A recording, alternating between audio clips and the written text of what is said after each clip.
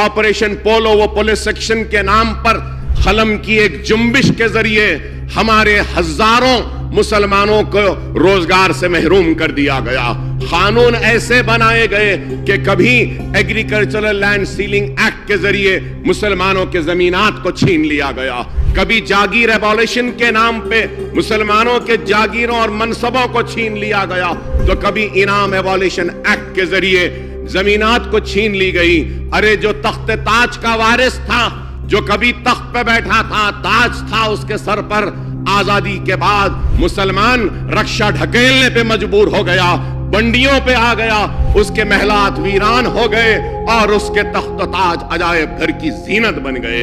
एक ऐसी दास्तान है मुसलमानों की पसमानदगी की कि अगर मैं कहूं तो ये कांग्रेस के हुकूमत से मैं कहूंगा कि मौलाना अबुल कलाम आजाद के उस जुमले को दोहराऊंगा कि मौलाना आजाद ने पुलिस सेक्शन के बाद हैदराबाद का दौरा किया था और कहा था कि पुलिस सेक्शन एक ऐसा नासूर है जो मैं अपने साथ अपनी खबर में ले जाऊंगा। इतना लाखों हजारों की तादाद में इज्जतें लुटी, इस्मतें लुटी, हमारी आबादियां खाक की ढेर में तब्दील हुई। तबाह बर्बादी के बाद आज मुसलमान खड़े होने की कोशिश कर रहा है।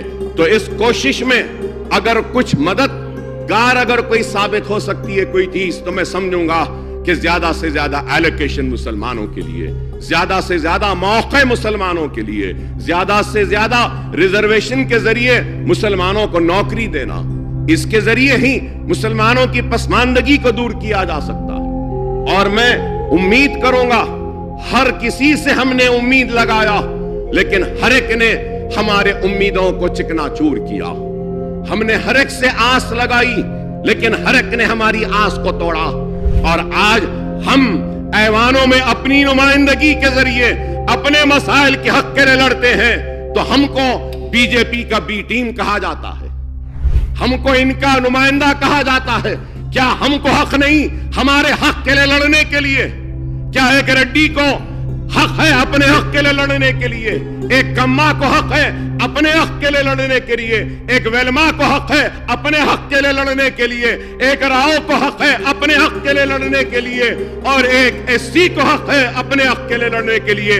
एसटी को हक है, लेकिन हक नहीं है तो मुसलमान को क्यों मुसलमान अपनी जिद्दोजहद ना करे, अपनी पार्टी ना बनाए, अपने नुमाइंदों को ना जिताए? वो चाहते हैं कि हम क्या किसी रेड्डी के दुम छल्ले बन जाएं? नहीं, हम किसी के दुम छल्ले बनने तैयार नहीं है, न रेड्डी के, न राव के, न किसी के। हम अपने बलबूते पे जिद्दोजहद करेंगे, अपने हक के लिए लड़ेंगे, अपने हक को हासिल करेंगे। और वो हक जो हक दस्तूर ने हमको दिया, दस्तूर में हर किसी को बराबर का हक दिया गया, चाहे मुसलमान हो, चाहे हिंदू हो, चाहे सिख हो, चाहे ईसाई हो, हर एक को बराबर हक है। लेकिन आज मुसलमानों के हक के लिए लड़ना यह है कि आप बीजेपी के एजेंट हैं, आप बीजेपी की बी टीम है। अरे आज अजीब मामला हो गया है, कोई दलित के हक के लिए लड़ता है तो उसको बीजेपी का एजेंट नहीं बोला जाता। कोई अगर बैकवर्ड क्लास के हक के लिए लड़ता है तो वो बीजेपी का एजेंट नहीं होता।